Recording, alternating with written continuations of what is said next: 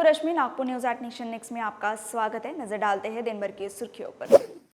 17 नगरी नागपुर वासियों के लिए एक और खुशखबरी। सरकार ने Nagpur Mumbai high speed train project के सर्वे और इसकी डिटेल रिपोर्ट तैयार करने का आदेश दे दिया है। इसके सर्वेक्षण का काम शुरू हो चुका है। यह हाई स्पीड ट्रेन मुंबई से शुरू होकर शाहपुर, इगतपुरी, नासिक, शिरडी, औरंगाबाद, जालना, मेहकर, मालेगांव, कारंजा लाड, पुलगांव, वर्धा होते हुए नागपुर पहुंचेगी। यह project national high speed rail corporation limited के अधीन है। हाल ही में मिली सूचना के अनुसार नागपुर मुंबई समृद्धि महामार्ग का उद्घाटन 15 अगस्त को होने वाला है। रेलवे मंत्रालय ने प्रधानमंत्री द्वारा शुरू की गई पहली अहमदाबाद मुंबई बुलेट ट्रेन की तर्ज पर नए हाई स्पीड रेल कॉरिडोर की पहचान की है। इसमें मुंबई नागपुर और मुंबई हैदराबाद प्रोजेक्ट्स के अलावा 5 और परियोजनाओं में दिल्ली वाराणसी, दिल्ली अहमदाबाद, चेन्नई बेंगलुरु मसूर, दिल्ली चंडीगढ़ अमृतसर और वाराणसी हावड़ा शामिल है। हालांकि सरकार ने स्पष्ट किया है कि इनमें से किसी भी कॉरिडोर को अभी तक मंजूरी नहीं दी गई है और सर्वेक्षण कार्य पूरा होने तथा डीपीआर और टेक्निकल इकोनॉमिक फिजिबिलिटी स्टडी आदि के रिजल्ट के बाद निर्णय लिया जाएगा।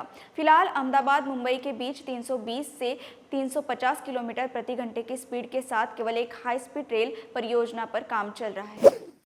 नागपुर जिला परिषद के लघु सिंचाई विभाग में ठेके हासिल करने के लिए सिक्योरिटी डिपॉजिट तथा परफॉर्मेंस सिक्योरिटी डिपॉजिट की रकम अवैध तरीके से निकालकर 1 करोड़ 24 लाख रुपए का घोटाला किया गया है। सदर पुलिस ने 10 ठेकेदारों के खिलाफ मामला दर्ज किया है। इस घोटाले में अधिकारियों के भी लिप्त होने से जिला परिषद में हड़कंप मचा हुआ है। आरोपियों में संजय बक्से, संजय बड़ोदेकर, महेंद्र चिचगटे, विकेश हजारे, नीलेश हिंगे, संजय पांडे, ओम प्रकाश बर्डे, महेश गदेवार तथा अरुण अवसर के नाम शामिल है। जिला जल संधारण अधिकारी बंडू सयामी ने आर्थिक शाखा को इस मामले की जानकारी दी। आर्थिक शाखा ने जांच में पाया कि जाली दस्तावेज या गलत तरीके से हासिल डॉक्यूमेंट्स जमा करके सिक्योरिटी डिपॉजिट और परफॉर्मेंस सिक्योरिटी डिपॉजिट की राशि निकाली गई है। आरोप है कि यह दस्तावेज लघु सिंचाई के संबंधित अधिकारियों के पास थे। ठेकेदारों की पहुंच उन तक हो ही नहीं सकती। इसके बावजूद कॉन्ट्रैक्टर्स ने दस्तावेज बैंक में पेश कर राशि निकाल ली। इसमें जिला परिषद के अधिकारी लिप्त होने की आशंका है। सूत्रों ने बताया कि जिला परिषद में इस तरह का यह चौथा घोटाला है। इसके पहले भी करोड़ों रुपए के 3 घोटाले हो चुके हैं। ताजा मामलों में अधिकारियों के तार नेताओं से भी जुड़े होने की चर्चा से नेताओं में भी खलबली मची हुई है। नागपुर शहर के ठीक बीचों बीच सबसे पुराना विदर्भ साहित्य संघ का अस्तित्व अब खतरे में आ गया है, क्योंकि इस प्रतिष्ठित भवन को नागपुर महानगर पालिका ने असुरक्षित घोषित कर दिया है। नागपुर के मध्य झांसी रानी चौक स्थित इस 4 मंजिला संकुल का निर्माण कार्य 27 साल बाद भी अधूरा बताया जा रहा है। वहाँ रोजाना हजारों की संख्या में ग्राहक और कोचिंग क्लासेस में विद्यार्थी आते हैं, लेकिन उनकी सुरक्षा के लिहाज से पर्याप्त आग प्रतिबंधक उपाय तक नहीं किए गए हैं। संकुल शॉप ओनर्स एसोसिएशन का कहना है कि बिल्डर्स ने ही फायर फाइटिंग सिस्टम के उपाय पूरे नहीं किए। संकुल में दुकान खरीदने के बाद 20 वर्षों से अधिक समय से दुकानदार यहाँ अपना बिजनेस कर अपना जीवन यापन कर रहे हैं। अब अचानक एनएमसी के अग्निशमन विभाग ने उन्हें दुकान खाली करने का नोटिस देकर संकट में डाल दिया है। इस बिल्डिंग में करीब 319 दुकान है। एनएमसी ने 57 दुकानदारों को नोटिस देकर सीताबर्डी थाना को भी इसकी सूचना दी है। इसके बाद पुलिस ने भी दुकानदारों को लेटर भेजा है। नोटिस मिलने पर मंगलवार 2 अगस्त को विदर्भ साहित्य संघ के प्रशासक विनायक केलकर, सांस्कृतिक संकुल के शॉप ओनर एसोसिएशन के पदाधिकारियों और दुकानदारों के साथ बैठक में इसके लिए जिम्मेदार लोगों के खिलाफ कानूनी कार्रवाई करने की बात कही गई है। बैठक में सीताबर्डी थाना के अधिकारी भी शामिल हुए। शॉप ओनर्स एसोसिएशन के अध्यक्ष अनिल पुन ने कहा है कि 27 साल बाद भी कार्य अधूरा रहना चिंता की बात है। हजारों की संख्या में यहाँ स्टूडेंट्स आते हैं, कोई दुर्घटना हुई तो कौन जिम्मेदार होगा। एनएमसी फायर डिपार्टमेंट के incharge chief fire fighting officer BP Chandan Khede ने कहा है कि पूरी बिल्डिंग का फायर फाइटिंग सिस्टम अधूरा है। इसके बावजूद उपयोग शुरू रहना खतरनाक स्थिति है। अभी नोटिस दिए गए हैं, आगे संकुल को सील भी किया जा सकता है। पूरे देश सहित रेलवे से यात्रा करने वाले नागपुर के यात्री भी अब नागपुर रेलवे स्टेशन पर पूछताछ यानी इंक्वायरी काउंटर पर जाएंगे तो उन्हें भी उस काउंटर पर सहयोग लिखा दिखाई देगा। इसका मतलब इंक्वायरी या पूछताछ काउंटर अब इतिहास के पन्नों में दर्ज हो जाएंगे। रेलवे का मानना है कि सहयोग शब्द पढ़ने से पूछताछ काउंटर में यात्रियों की पहुंच पहले से ज्यादा बढ़ेगी और सफर के दौरान होने वाली मुश्किलें आसान हो जाएगी। अब यह तो भविष्य ही बताएगा, क्योंकि देखना यह है कि सिर्फ पूछताछ काउंटर का नाम बदल कर रेलवे अपने कार्यों को समाप्त मान लेगा या यात्री को सचमुच सहयोग मिलेगा।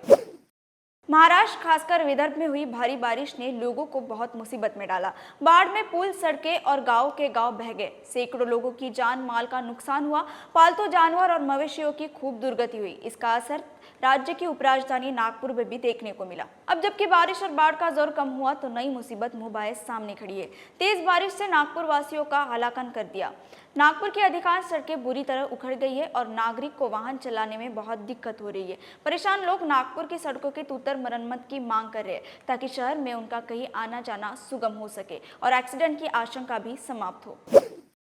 महाराष्ट्र के गवर्नर भगत सिंह कोश्यारी गुरुवार 4 अगस्त को राष्ट्रीय संत तुकडोजी महाराज नागपुर यूनिवर्सिटी के शताब्दी महोत्सव की अध्यक्षता करेंगे। रेशीमबाग स्थित सुरेश भट्ट सभागृह में सुबह 10:30 बजे होने वाले इस समारोह में चीफ गेस्ट केंद्रीय मंत्री नितिन गडकरी होंगे। गेस्ट ऑफ ऑनर के रूप में होमी भाभा राष्ट्रीय संस्थान के उपकुलपति अनिल काकोडकर उपस्थित रहेंगे। समारोह में इस बार राष्ट्रीय संत तुकडोजी महाराज जीवन साधना पुरस्कार उद्योगपति पुरुषोत्तम अग्रवाल को प्रदान किया जाएगा। यूनिवर्सिटी का यह शताब्दी महोत्सव 4 अगस्त 2023 तक आयोजित किया जाएगा। दोपहर 12 बजे गवर्नर भगत सिंह कोश्यारी राजभवन में तनुजा नाफड़े की पुस्तक राग रंजन का विमोचन करेंगे। कोविड-19 के संक्रमण से बचने के लिए लगाए जा रहे वैक्सीनेशन में नागपुर महाराष्ट्र में तीसरे स्थान पर है। 2 सप्ताह में 121579 लोगों ने कोविड से बचने के लिए वैक्सीन लगवाए, जबकि इसी दौरान बूस्टर डोज लेने वालों की संख्या 102893 रही। आंकड़ों के अनुसार लक्ष्मीनगर जोन में सबसे अधिक बूस्टर डोज लगवाए गए। राज्य में वैक्सीनेशन में 12.51% लोगों का वैक्सीनेशन कर मुंबई पहले स्थान पर है। 10.39% के साथ पुणे दूसरे नंबर और 10.37% वैक्सीनेशन के साथ नागपुर तीसरे स्थान पर है। 15 से 31 जुलाई तक नागपुर में 121579 लोगों को नागपुर में कोविड का टीका लगाया गया। ऑरेंज सिटी नागपुर में अपराध और वारदातों का सिलसिला थमता नहीं दिख रहा। एक मामूली विवाद में एक अपराधी की उसके ही भाई ने हत्या कर दी।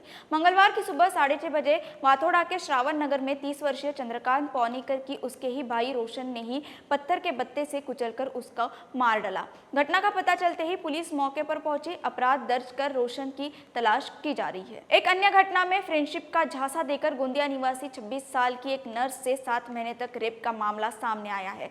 सीतामढ़ी पुलिस ने मौदा एनटीपीसी में काम करने वाले 27 वर्ष के विकास कुमार के खिलाफ केस दर्ज कर जांच शुरू कर दी है। तीसरी घटना में इंस्टाग्राम पर हुई दोस्ती में खुद को आर्मी का कमांडर बताकर 4 दिनों तक सीतामढ़ी के एक होटल में एक लड़की के साथ कुकर्म किया। 21 वर्षीय पीड़ित छात्रा अमरावती की रहने वाली है। पुलिस ने आरोपी अर्जुन कामले और शिवा कदम के खिलाफ मामला दर्ज किया है।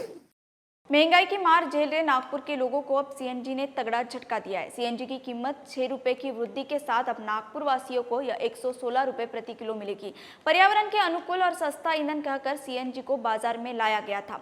वही सीएनजी अब पेट्रोल डीजल की तरह अपने तेवर दिखाकर पब्लिक को परेशान कर रही है। शहर में पेट्रोल अभी 106 रुपए और डीजल 92.50 रुपए लीटर मिल रहा है और सीएनजी 116 रुपए प्रति किलो। सूत्रों ने बताया कि नागपुर में सीएनजी डिस्ट्रीब्यूशन कंपनी सब्सिडी का लाभ कस्टमर्स को नहीं दे रही है, जिसके कारण ग्राहकों पर यह मार पड़ रही है। नागपुर में सीएनजी गुजरात से लाई जाती है, जिसके लॉजिस्टिक कॉस्ट ज्यादा लगती है और इसकी कीमत ग्राहकों को चुकानी पड़ती है। राज्य की राजधानी मुंबई में जहां सीएनजी 80 रुपए प्रति किलो मिल रही है, वहीं उपराजधानी नागपुर में 116 रुपए। आज फिलहाल इतना ही। कल फिर मिलेंगे अगली बुलेटिन के साथ। तब तक देखते रहिए nation next. Nation next news hub for new India.